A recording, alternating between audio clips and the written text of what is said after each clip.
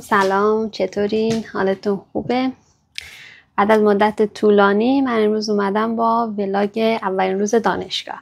بریم با هم دیگه حاضر بشیم. امروز ساعت 2 کلاس دارم، بعد الان تقریبا ساعت 11.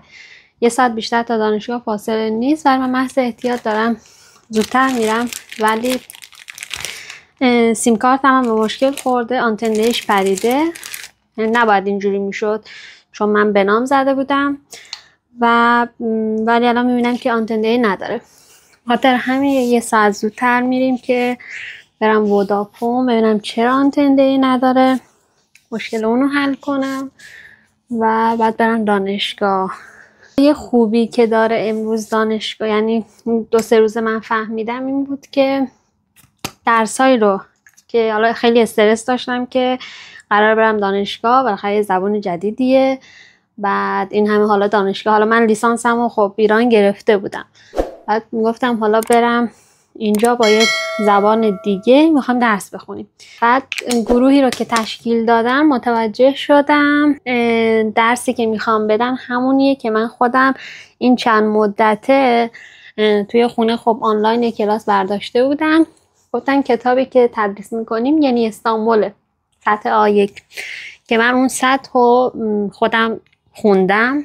حتی من اومدم داخل این سایت هایی که داخل گوگل هست زدم و مثلا ببینم که در چه حد الان بلدم، چی بهش میگن، تعیین سطح کردم، دیدم خودم حدوداً من B1 شدم، یعنی از اون درسه خیلی بیشتر بلدم. بعد حاضر بشم هم همینجوری حرف میزنم، یعنی نکته مثبتی بود، استرسمو کم کرد. وقتی معمولا آدم میخواد بیاد یه کشور دیگه درس بخونه، حالا تمام مثبت منفیاش رو میبینه، مالی، روحی، روانی، همه اینا، ولی من خودم به شخصه اینو زیاد بهش نپرداخته بودم. میخوام برم دانشگاه، روز اول دانشگاه چجوری میشه، و الان حقیقتا دیشب میشه گفت من خیلی خوابم نامنظم بود، همش تو فکر امروز بودم که امروز چجوری میشه، چجوری پیش میره. امیدوارم حداقل چند تا ایرانی اونجا باشه، هستا، ولی امیدوارم چند تا ایرانی خوب پایه که آدم بتونه باشون ارتباط بگیره، یه خورده محیط دانشگاه براش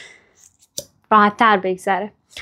در نتیجه الان که دارم با شما صحبت میکنم یه خواب تقریبا خوب نداشتم، تا صبح بیدار شدم، بعد خیالم هم راحت شد که اون درسی که میخوام بدن و من بلدم. حالا اصلا به نظر من چه اینو میدادن چه نمیدادن یه کتاب دیگه ای بود، چون حالا یه خورده من پایش رو داشتم، این خیلی کمکم میکرد. یعنی به نظر من شماهایی که میخواین بیاینم به این متکی نشین که خب میایم اینجا سال اولمون کورس زبان هست، کورس زبان باشه، ولی با این حال زبان بخونین. بالاخره میان اینجا میخواین شروع کنین، یه استادی که میخواد 2 جمله بگه بلد باشین چی داره اصلا میگه. مرحله سخت ریمیل زدن جلوی دوربین، باید دهنه باز باشه. حالا سعی میکنیم دهنه اونو باز نکنیم و ریمیل اونو بزنیم. حالا چون آینه هم دارم تو گوشی نگاه میکنم، معمولی طوریه. کلا من آرایشی نیستم یعنی همیشه همین آبرسان. صدا افتابمو نزدم، بذار الان میزنم، بعد از اینا میزنم. هول کردم جلوی دوربین دروغ چرا هول کردم. تقریبا دیگه آخراش ضد آفتابم ایستین. زمانی که میخواستم بیام کلی بر وسیله هایی که میدونستم اوایل نیازه رو من از ایران با خودم آورده بودم که نخوام اینجا بخرم. و اینو یادم رفت بگم، امروز 27 اکتبر، دقیقاً امروز شد 3 ماه از روزی که ما ترکیه هستیم. یعنی ما 3 ماه پیش پا در خاک ترکیه نهادیم و امروز 3 ماه تموم شده و میرم دانشگاه. محیط دانشگاه و چند باری که رفتم خوشم اومده، دوست دارم اصلا حیاتش و اینا رو. من بوفه و نمیدونم سلف و ایناشون نرفتم. امروز اگه وقت کنم میریم با هم دیگه براتون ویدیو هم میگیرم که امروز رو ببینیم چجوریه و چی در انتظارمونه.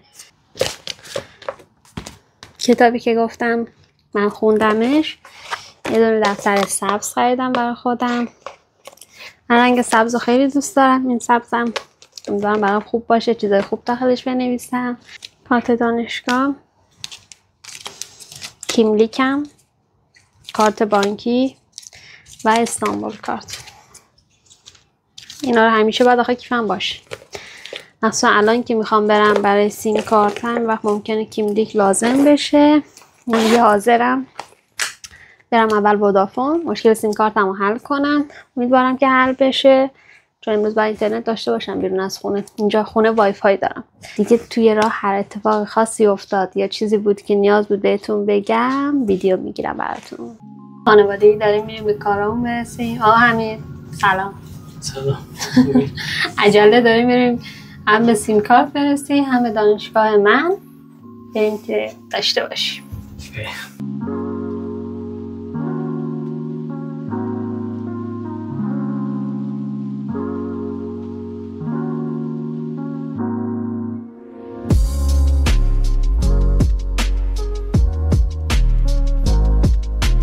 خب بچه ها اومدیم ودافون و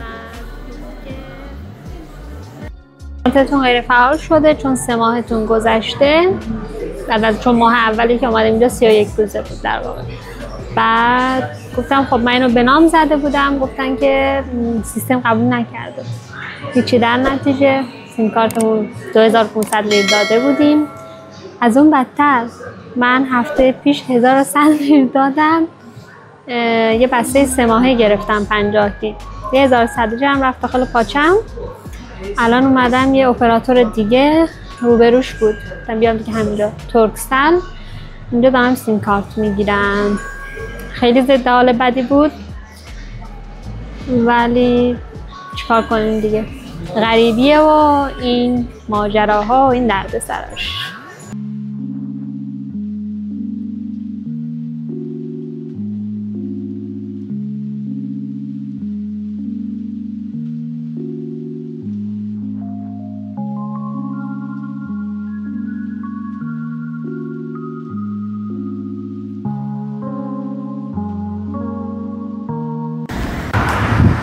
خب بچه ها بعد از اینکه سیم کارت رو گرفتیم و یه ضرر تقریبا 3-4 هزار لیری رو رفت تو پاچمون، دیگه سعی میکنیم فراموش کنیم و بیایم دانشگاه. میرسیم به لحظات آخر قبل از کلاس. متروبوس پیاده شدم تا اینجا. تقریبا مسیرمون با حمید و آکان یکی بود. اومدم با هم، اونا دیگه از من جدا شدن رفتن. الانم خیلی دیگه نزدیک دانشگاه، برم دانشگاه. حالا وقتم بشه فضای داخل حیاط و اینا رم نشونتون میدم. خیلی دوستتون دارم. فعلا مواظب خودتون باشید.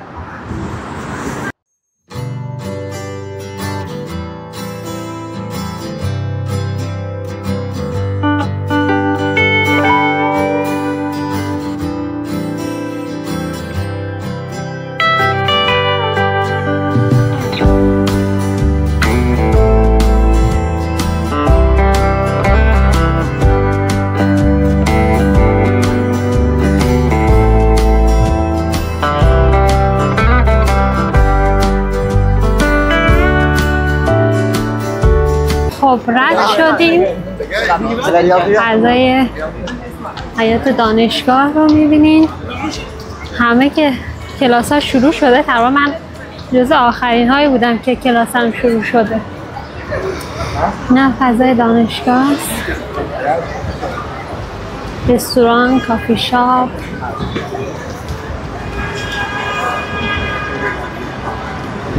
بهمون گفتن بیاین کلاس 1012 یا 1012. ولی یه چیزی بگم برام جالبه، من لیسانسمو خب نصفشو بندر گرفتم، نصفشو تبریز درس خوندم. هیچ کدوم از این دانشگاه ها اصلا به این شلوغی که الان اینجا میبینم نبودن.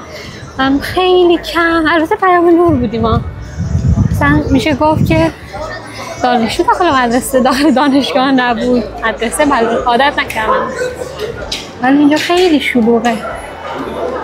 خب برم بپرسم کلاس 10-12 کجاست.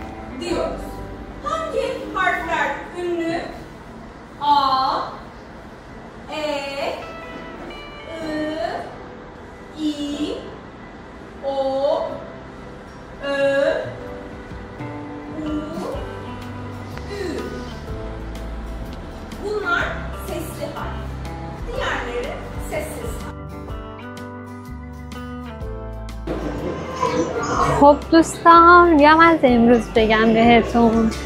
حالا علاوه اون اتفاقات سیم کارت و اینا رو به کنار در نظر نگیریم، امروز خیلی روز خوبی بود. تجربه خیلی متفاوت و قشنگی بود. اینکه روز اول دانشگاه، بعد استاد خیلی آدم باحال و پایه‌ای بود. تقریبا 1 سال از خودم بزرگتر بود. حالا استاد امروزمون و 2 تا استاد زبان داریم. کلا 2 روز در هفته ایشونن، 2 روز در هفته اون یکی استاده. کلا خیلی خوب و پایه بود. بعد 2 ساعت تقریبا درس داشتیم، بعد از دوباره 2 ساعت یه تایم استراحت داشتیم، حدوداً نیم ساعت دوباره اومدیم. بعد گفتم که انشالله یه دونه چیز بیاد داخل، یه چند تا ایرانی خوب داخل کلاس باشن. دقیقا همون جور شد. تقریبا از 17-18 نفر داخل کلاس بودیم، 7-8 تاشون ایرانی بودن و همه هم میدونستن مثلا ترکی رو، به جز 2-3 نفر. اینم خوب بود و استاد خیلی کیف میکرد که مثلا تقریبا همه بلدن، چون کلاسای دیگهش میگفت کلاس فردای من اصلا من 3 هفته بهشون درس دادم هنوز در حد شما بلد نیستم. و اینقدر با ما کیف کرده بود، میگفت فردا تایم تنفستون و تایم استراحتتون رو که با یه استاد دیگه هستیم، میگفت بیاین با من مثلا بشینیم با هم دیگه قهوه بخوریم. اینجا هم خب قهوه خوردن خیلی رو روال که دیگه. حالا بعد مشخص شد فردا کلاسمون تعطیله، چون امروز خب دوشنبه است، چهارشنبه جشن جمهوریتشونه و دانشگاه کلاسایی که تایم عصرن، یعنی ماها فردا تعطیل شدیم، فقط تایم صبح میرن دانشگاه دیگه. کلا خیلی روز باحالی بود، متفاوتی بود، خوش گذشت. دوستای جدید پیدا کردم. ایرانی‌ها خیلی خوب بودن. سر کلاس تقریبا نصف بیشتر خانوم بودن، چه گفت 50-50 حدودا خانوم و آقا بودن. و کلاس تموم شد، الان اومدم از این پاساژ رد بشم که نور باشه، بخوام امروز تهیشو بگم چی شد. واو، بیرونم بارون میاد. من اومدم داخل پاساژ، بارون نبود، ولی الان داره بارون. وای، رعد و برق، چه رعد و برق قشنگی زد. الان بارون شدید میشه. شما شاهد ولاگ روز دانشگاه با هوای بارانی هستی. ظهر میرفتم اینقدر گرم بود، گفتم من چرا کت با خودم آوردم، ولی الان خیلی خوبه. نه بارون داره میزنه. امیدوارم یه بار دیگه، وای چه قشنگ پیداست داره بارون میاد. امیدوارم یه بار دیگه رعد و برق بزنه و شما بتونین ببینید. یه کمی ویدیو رو بگیریم صحبت کنیم تا رد و برق بزن. من عاشق دوباره رد و برق بزن. عاشق بارون، آسمون، طلوع، غروب، از این چیزام دیگه. صدای رد و برق رو میشنوید؟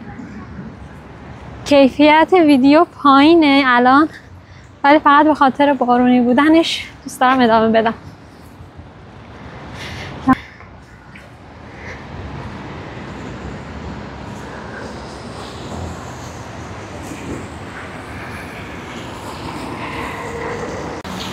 در نهایت اومدم بگم که اگر ولاگ امروزم رو دوست داشتین، خوشتون اومد، کانالمو سابسکرایب کنین. از این ولاگ های روزمره و دانشگاه و کارهایی که اولین بار دارم میکنم، از ذوقشون رو دارم ویدیو میگیرم، ولاگ درست میکنم و میذارم اینجا. هم یه تجربه قشنگیه که کسایی که مثل من قبل از اینکه بیام خب خیلی از رد و برق خیلی ویدیوهای دوستا رو میدیدم، دوستانی که داخل یوتیوب. فقط صدا رو ببین. الان بارون هم داره شدید میشه. بعد امیدوارم به دردتون بخوره این ولاگ ها. کانال رو حتما سابسکرایب کنین. نظرتون رو راجع به این ویدیو هم به هم بگین. من برم دیگه، خیلی بارون شدید شد.